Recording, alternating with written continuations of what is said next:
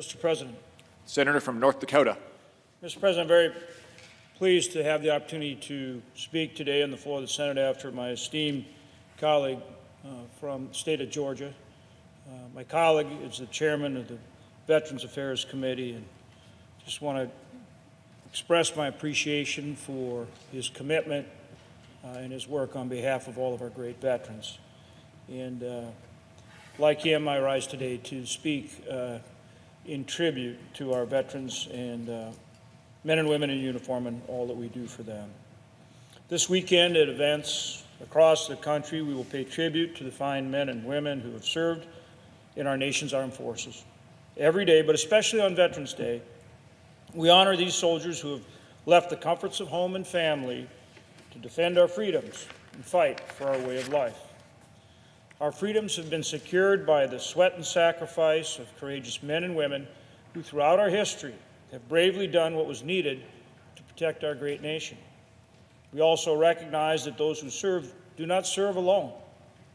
We appreciate, too, the sacrifice of the families and the loved ones who have supported our veterans in their service. This Veterans Day, we will honor military members from our greatest generation to those men and women fighting in the war on terror today.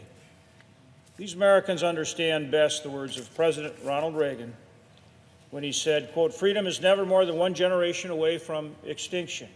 We didn't pass it to our children in the bloodstream. It must be fought for, protected, and handed on for them to do the same," end quote. These men and women who have fought for and protected our country have given so much, and we cannot do enough to thank them, whether they returned from active military duty 7 days ago or 7 decades ago. Although we can never repay our debt of gratitude, one of the most tangible ways we recognize our veteran service is by providing these men and women with quality health care and support services, including education and work opportunities. With that debt in mind, let me briefly outline some initiatives that we've been working on to provide for our veterans. Congress has passed significant veterans bills this year, including legislation that holds the VA accountable and ensures that VA employees are putting our veterans first, and legislation that updates and modernizes the VA benefits claims and appeals process, reducing wait times for our veterans. Additionally, one of my top priorities is ensuring that our veterans have access to health care options closer to their homes and their families. This includes improving veterans' access to services under the Veterans Choice Program and building on the success of the Veterans Care Coordination Initiative at the Fargo VA Medical Center in my own state. This effort has decreased the wait times for scheduling an appointment under Veterans Choice from 24 days a year ago to 5 or 6 days at present. This initiative can serve as a model to help address delays in scheduling appointments through the Veterans Choice Program across the nation. We've invited Secretary Shilkin to North Dakota to see this work firsthand.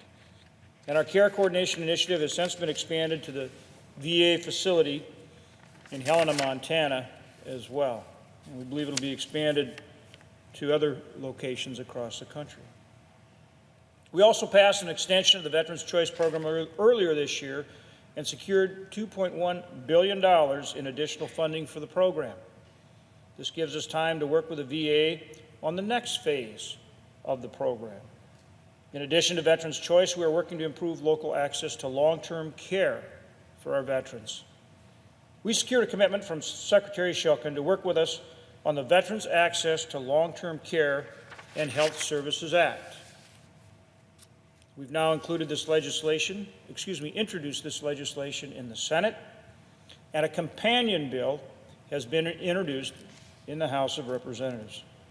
The legislation would remove burdensome red tape that prevents nursing homes and other health care providers from accepting veteran patients. Our bill allows the VA to enter into provider agreements with qualified health care and extended care facilities, bypassing complex federal contracting requirements. This will give veterans more options to access long-term care services closer to their homes, to their families, to their loved ones. Additionally, earlier this year, Congress passed and the President signed into law the Forever GI Bill, which improved and extended veterans' access to education and workforce opportunities. This is part of our efforts to ensure that we're supporting our veterans as they transition back to civilian life and work here at home. These are just a few examples of our efforts to ensure that our veterans have the resources and the support that they have so richly earned. While we cannot say thank you enough, in this way we can honor their courage and their sacrifice.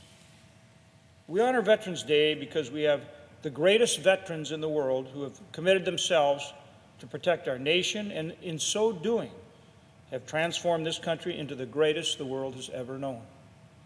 May God continue to bless our veterans and this great nation that they have been protecting, and to make sure that we honor their selfless service for all our men and women in uniform, for all our veterans, not only on Veterans Day, but every day.